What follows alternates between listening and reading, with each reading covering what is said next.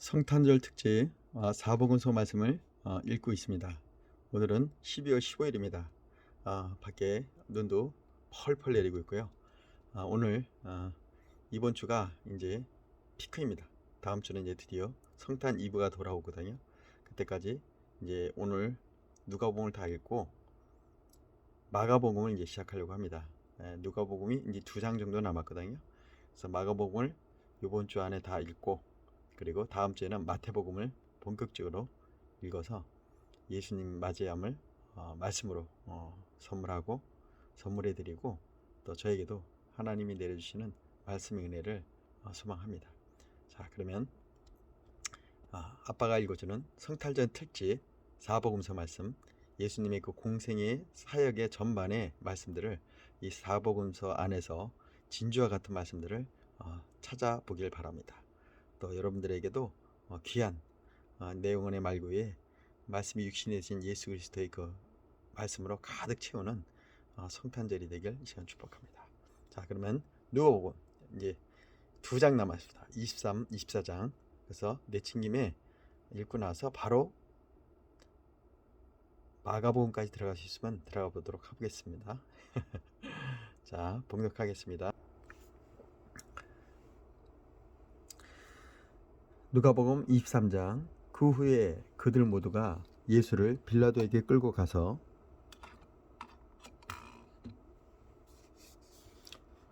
고발하기 시작했다. 그들은 말했다. 우리가 보니 이 사람은 우리의 법과 질서를 허물고 황제께 세금 바치는 것을 방해하고 스스로 메시아 왕이라고 말했습니다. 빌라도가 예수께 물었다. 내가 유대인의 왕이라는 이 말이 사실이냐? 예수께서 말씀하셨다. 그것은 내 말이 아니라 내 말이다. 빌라도는 대제사장과 함께 무리에게 말했다. 나는 아무 잘못도 못 찾겠소. 내가 보기에 이 자는 죄가 없는 인물 같소. 그러나 그들은 맹렬했다. 그 사람은 갈릴리에서부터 시작해서 이제는 온 유대 곳곳에 평화를 어지럽히고 자신의 가르침으로 백성 가운데 불안을 조장하고 있습니다. 그는 평화를 위협하는 인물입니다. 빌라도가 그 말을 듣고 물었다. 그러니까 이 사람이 갈릴리 사람이란 말이요? 빌라도는 예수가 본래 헤롯의 관할이란 것을 알고는 헤롯에게 책임을 떠넘겼다. 마침 헤롯은 며칠간 예루살렘에 와 있었다. 헤롯은 예수가 나타나자 기뻐했다. 그는 오래전부터 예수를 보고 싶어 했고 그분에 대한 이야기를 귀에가 닳도록 들어왔다. 그는 예수가 무슨 대단한 일을 행하는 것을 보고 싶어 했다. 헤롯은 예수께 질문을 퍼부었으나 예수께서는 대답이 없으셨다. 한마디도 하지 않으셨다. 그러나 대제사장과 종교학자들은 곁에 서서 저마다 한마디씩 신랄하고 격한 소리로 그분을 고발했다. 헤롯은 크게 기분이 상해 예수를 자극했다. 헤롯의 병사들도 합세해서 조롱하고 비아냥거렸다. 그러고는 공들여 만든 왕의 복장을 그분에게 입혀서 빌라도에게 돌려보냈다. 전에는 생전 가까이 않던 헤롯과 빌라도가 그날은 둘도 없는 사이가 되었다. 빌라도는 대제사장과 통치자와 다른 사람들을 불러놓고 말했다. 여러분은 이 사람이 평화를 어지럽힌다고 해서 나에게 데려왔어. 내가 여러분 모두가 보는 앞에서 그를 신문해 보았으나 여러분의 고발을 뒷받침할 만한 것을 하나도 찾지 못했어. 헤롯 왕도 혐의를 찾지 못해 이렇게 무혐의로 돌려보냈어. 이 사람은 죽을 만한 일을 고사하고 아무 잘못도 없는 것이 분명하고 그러니 조심하라고 경고해서 이 사람을 풀어주겠어. 그러자 무리가 격해졌다. 그 자를 죽이시오. 우리에게서 바라바를 주시오. 바라바는 그 도시에서 폭동을 일으키고 살인을 저지른 죄로 감옥에 갇혀 있었다. 그럼에도 빌라도는 예수를 놓아주고 싶어서 다시 분명히 말했다. 그러나 그들은 계속 소리쳤다. 십자가에 못 박으시오. 그 자를 십자가에 못 박으시오. 빌라도가 3번째로 나섰다. 그러나 무슨 제목 때문이요? 나는 이 사람한테서 죽일 만한 죄를 찾지 못했어. 조심하라고 경고해서 이 사람을 풀어주겠소. 그러나 무리는 고함을 치며 예수를 십자가에 못 박으라고 막무가내로 우겼다. 결국 그들의 고함 소리가 빌라도의 말문을 막았다. 빌라도는 잠자코 그들의 뜻을 들어주었다. 그는 폭동과 살인죄로 감옥에 갇혀 있던 사람을 풀어주고 예수를 그들에게 넘겨주어 그들이 원하는 대로 하게 했다. 그들이 예수를 끌고 가다가 마침 시골에서 올라오던 구레네 사람 시몬에게 십자가를 지워 예수의 뒤를 따르게 했다. 큰 무리가 뒤따랐고 여자들도 함께 따라가면서 슬피 울었다. 예수께서 여자를 돌아보며 말씀하셨다. 예루살렘의 딸들아, 나를 위해 울지 말라. 너희와 너희 자녀를 위해 울어라. 사람들이 이렇게 말할 날이 올 것이다. 임신하지 못하는 여자는 복되다. 아이를 낳아보지 못한 태는 복되다. 젖을 먹인 적이 없는 가슴은 복되다. 그때 사람들이 산에다 대고 우리 위로 무너져 내려라 하고 언덕에다가 대고 우리를 덮어버려라 하고 외칠 것이다. 사람들이 살아있는 푸른 나무에도 그렇게 하는데 말라버린 나무에는 어떻게 할지 상상이 되느냐. 다른 죄수 두 사람도 사형을 받으러 예수와 함께 끌려갔다. 해골 언덕이라는 곳에 이르러 그들이 예수를 십자가에 못 박았다. 두 죄수도 하나는 그분 오른쪽에 다른 하나는 왼쪽에 못 박았다. 예수께서 기도하셨다. 아버지, 이 사람들을 용서해 주십시오. 이 사람들은 자기들이 무슨 일을 하는지 모릅니다. 그들은 주사위를 던져 예수의 옷을 나눠 가졌다. 사람들이 거기서 서서 예수를 구경했고 주모자들도 비웃으며 말했다. 저가 다른 사람들은 구원했는데 자기 자신도 구원하는지 보자. 하나님의 메시아라고? 선택받은 자라고? 하하. 병사들도 다가와 예수를 조롱하고 비웃었다. 그들은 신포도주로 그분께 건배를 제안했다. 유대인의 왕이여, 너나 구원해 보아라. 예수의 머리 위에는 이 사람은 유대인 왕이라고 쓴 팻말이 붙어 있었다. 함께 달린 죄수 가운데 한 사람도 그분을 저주했다. 너는 대단한 메시아가 아니냐. 너를 구원해보라. 우리를 구원해보라. 그러나 다른 죄수가 그의 말을 막았다. 너는 하나님이 두렵지도 않느냐. 이분은 너와 똑같은 일을 당하고 있다. 우리야 처벌받는 것이 마땅하지만 이분은 그렇지 않다. 이분은 이런 처벌을 받을 만한 일을 하신 적이 없다. 그러고 나서 그가 말했다. 예수님, 당신의 나라에 들어가실 때 저를 기억해 주십시오. 예수께서 말씀하셨다. 걱정하지 마라. 내가 그렇게 하겠다. 오늘 내가 나와 함께 낙원에 있을 것이다. 어느덧 정오가 되었다. 온 땅이 어두워졌고 그 어둠은 이후 3시간 동안 계속되었다. 칠흑 같은 어둠이었다.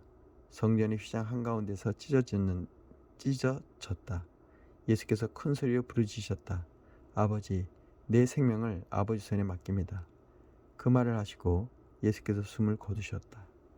그 자리에 있던 지간이 일어난 일을 보고 하나님께 영광을 돌렸다.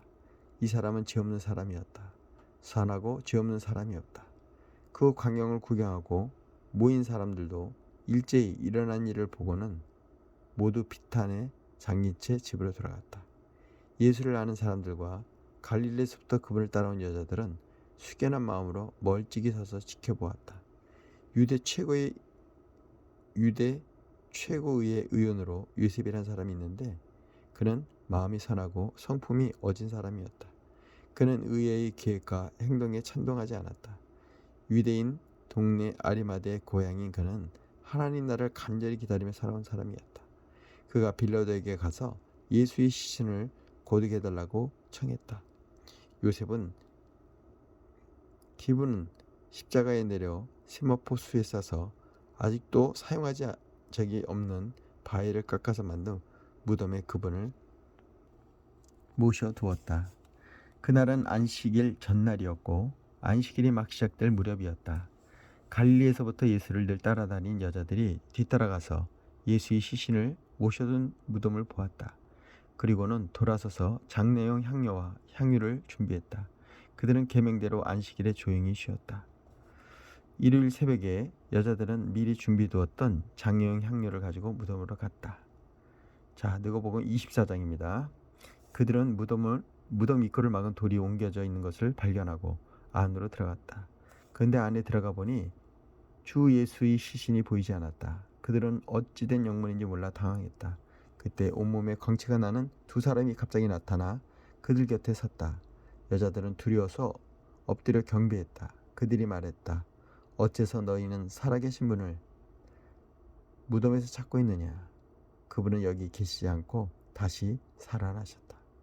너희가 갈릴리에 있을 때 그분에게 자기가 죄인들에게 넘겨진 십자가의 죽임을 당하고 사흘 후에 살아나야 한다고 말씀하신 것을 기억하느냐? 그때서야 여자들이 예수의 말씀이 생각났다. 그들은 무덤에서 돌아와 이 모든 소식을 제11 제자와 나머지 사람들에게 전했다. 막달라와 요한나와 야고보의 어머니 마리아와 함께 있던 다른 여자들이 사도들에게 계속 이야기했으나 사도들은 그들의 말을 한마디도 믿지 않았다. 그들은 여자들이 지어낸 말이라고 생각했다. 그러나 베드로는 벌떡 일어나 무덤을 달려갔다. 그러나 그 몸을 굽으려 안을 들여다보니 보이는 것은 수의가 전부였다. 그는 이상하게 여겨 고개를 저으며 돌아갔다. 바로 그날에 그들 가운데 두 사람이 예루살렘에서 11km쯤 떨어진 엠마오라는 마을로 걸어가고 있었다. 그들은 그동안 일어난 모든 일을 되돌아보며 깊은 대화를 나누고 있었다. 그들이 한참 묻고 말하는 중에 예수님께서 다가오셔서 그들과 함께 걸으셨다. 그러나 그들은 그분이 누구신지 알아보지 못했다. 예수께서 물으셨다. 당신들은 길을 가면서 무슨 이야기를 그토록 열심히 합니까? 그들은 가장 친한 벗을 잃은 듯한 침통한 얼굴로 그 자리에 멈춰섰다. 그 중에 글러바라 하는 사람이 말했다. 지난 며칠 동안에 있었던 일을 예루살렘에서 당신 혼자만 모른단 말입니까? 예수께서 말씀하셨다. 무슨 일이 있었습니까? 그들이 말했다. 나사렛 예수께 일어난 일입니다. 그분은 하시는 일과 말에 능력이 있고 하나님과 온 백성에게 축복받은 하나님의 사람이자 예언자셨지요. 그런데 대제사장과 지도자들이 그분을 넘겨주어서 사형 선고를 받게 하고 십자가에 못 박았습니다. 우리는 그분이야말로 이스라엘을 구원하실 분이라는 희망을 품고 있었습니다. 그 일이 있은 지 벌써 사흘입니다. 근데 지금 우리 가운데 몇몇 여자들이 우리를 완전히 혼란에 빠뜨렸습니다. 오늘 그 아침 일찍 그들이 무덤에 갔는데 그분의 시신을 찾을 수 없다고 합니다. 그들이 돌아와서 하는 말이 자기들이 천사들의 환상을 보았는데 천사들이 예수께서 살아 계시다고 했다는 겁니다. 우리 친구들 가운데 몇 사람이 무덤에 가서 확인해 보니 여자들 말대로 무덤이 비어 있었지만 예수는 보지 못했습니다. 그러자 예수께서 말씀하셨다. 당신들은 머리가 둔하고 마음이 무딘 사람이군요. 어째서 당신은 예언자들이 말한 모든 것을 단순히 믿지 못합니까? 당신은 어떤 일이 일어나야 할 것과 메시아가 고난을 겪고서 자기 영광에 들어가야 한다는 것을 알지 못합니까? 그러고 나서 예수께서는 모세의 책들로 시작해서 예언서 전부를 살피시면서 자신을 언급한 선구들을 모두 짚어주었다. 그들은 자신들이 커다란 마을 어귀에 도착했다. 예수께서 계속 가시려는 듯 하자 그들이 간청했다. 우리와 머물며 함께 저녁을 드십시오. 날이 저물어 저녁이 되었습니다. 그래서 예수께서 그들과 함께 들어가셨다. 예수께서 그들과 함께 식탁에 앉아서 빵을 들어 축복하시고 떼어 그들에게 주셨다. 그 순간 그들의 눈이 열렸다. 깜짝 놀라 눈이 휘둥그레진 그들이 예수를 알아보았다. 그러나 그 순간 예수께서 사라지셨다. 그들이 서로 말을 주고받았다. 그분이 길에서 우리와 대하며 성경을 풀어주실 때 우리 마음이 뜨거워지지 않겠습니까? 그들은 한시도 지체하지 않고 일어나서 곧장 예루살렘으로 돌아갔다. 가보니 11 제자와 친구들이 함께 모여 이야기하고 있었다. 사실이다. 주님께서 살아나셨다. 시몬이 주님을 보았다. 이어서 그 두 사람도 길에서 있었던 일과 예수께서 빵을 떼실 때 자기들이 그분을 알아본 일을 모두 이야기했다. 그들이 이런 이야기를 하고 있는데 예수께서 그들 앞에 나타나 말씀하셨다. 너에게 평안이 있기를. 그들은 자기들이 유령을 보고 있는 줄 알고 잔뜩 겁을 먹었다. 예수께서 그들에게 말씀하셨다. 당황하지 말아라. 그리고 이 모든 의심에 휩쓸리지도 말아라. 내 손을 보고 내 발을 보아라. 정말로 나다. 나를 만져보아라. 머리부터 발끝까지 나를 잘 보아라. 유령은 이런 근육과 뼈가 없다. 이렇게 말씀하시며 그들에게 자신의 손발을 보여주셨다. 그들은 자기 눈으로 보면서도 여전히 믿을 수가 없었다. 너무 좋아서 믿기지 않았다. 예수께서 물으셨다. 여기에 먹을 것이 좀 있느냐? 그들은 요리해 둔 생선 한 토막을 그분에게 드렸다. 예수께서는 그것을 받아 그들이 보는 앞에서 드셨다. 예수께서 말씀하셨다. 내가 너희와 함께 있을 때 나에 대해 기록한 모세의 율법과 예언서와 시편의 모든 것이 이루어져야 한다고 말했다.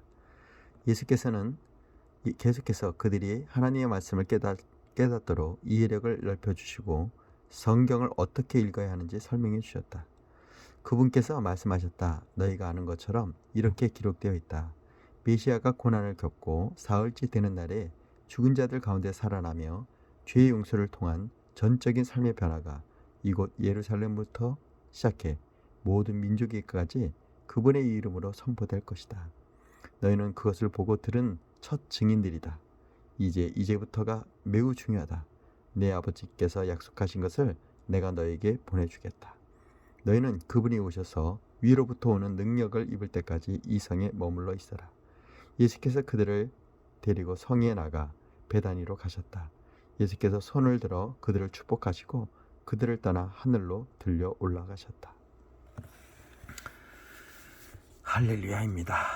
그들은 무릎을 꿇고 그분에게 경배하고 터질 듯한 기쁨을 안고 예루살렘으로 돌아왔다.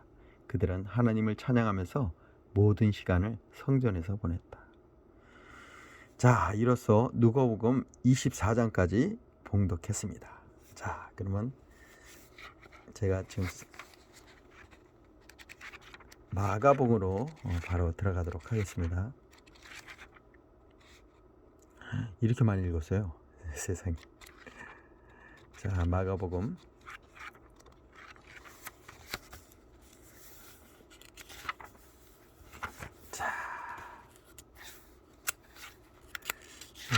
같은 내용이지만 사복음서에 동일한 어떤 예수님의 기적과 이적 말씀들이 있는데요. 또 각자의 시선이 다른 마가복음을 쓴 저자의 시선이 다르고 마태복음 저자가 쓴 시선과 초점, 포커스가 다릅니다. 요한복음도 마찬가지고요. 나중에 제가 한번 사복음서의 그 특별한 의미를 또 한번 제가 좀 더 여러분들에게 나눠주고 싶은 마음이 있습니다. 일단 오늘은 사복음서 성탄절까지 제가 정성 들여 하나님께 예수님의 공생의 사역, 태어나심부터 십자가에 못 박혀 돌아가셔서 아까 누가복음의 마지막 장처럼 부활 승천하실 때까지의 그 모습을 우리가 보았습니다. 자, 마가복음의 또 사역이 시작이 됩니다. 여기는 예수님이 태어나신 소식이 아니라 바로 공생의 삶, 세례 요한이 광야에서 외치는 소리처럼 예수님의 길을 예배하는 자의 시선부터 이렇게 시작이 됩니다. 자, 그러면 마가복음 1장 예수 그리스도의 복된 소식, 곧 메시아는 정확히 예언자 이사야의 책에 나온 대로 여기서부터 시작된다. 잘 보아라, 내가 내 앞에 내 설교자를 보낸다. 그가 내 길을 평탄하게 할 것이다. 광야에서 외치는 소리여, 하나님 오심을 준비하여라. 길을 평탄하고 곱게 하여라. 세례자 요한이 광야에 나타나서 삶을 고쳐 죄 용서를 받는 세례를 선포했다. 유대와 예루살렘으로부터 사람들이 떼를 지어 그에게 와서 죄를 고백하고 요단강에서 그에게 세례를 받고 삶을 고치기로 결단했다.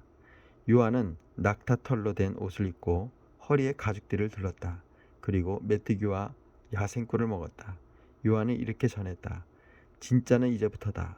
이 드라마의 주인공은 너희의 삶을 바꿔놓으실 것이다. 그분께 비하면 나는 잔심부름꾼에 지나지 않는다. 나는 너희의 옛 삶을 바꿔 천국의 삶을 준비시키려고 이 강에서 세례를 주고 있다. 그러나 그분의 세례, 성령의 거룩한 세례는 너희를 완전히 바꿔 놓을 것이다. 말씀이 상당히 다르죠? 느낌이 확실히 다릅니다. 그때 예수께서 갈릴리 나사렛에 오셔서 요단강에서 요한에게 세례를 받으셨다. 물에서 올라오시는 순간 예수께서는 하늘이 열리고 하나님의 영이 비둘기같이 그분 위에 내려오는 것을 보셨다. 성령과 더불어 한 음성이 들려왔다. 너는 내 사랑으로 선택하고 구별한 내 아들, 내 삶의 전부다. 예.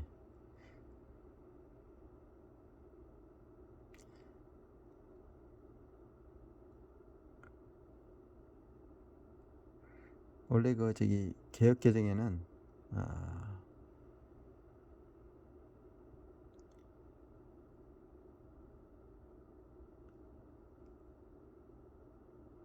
개역개정의 내용보다 굉장히 좀 너는 내가 사랑으로 선택하고 구별한 내 아들, 내 삶의 전부다. 이렇게 표현했는데요.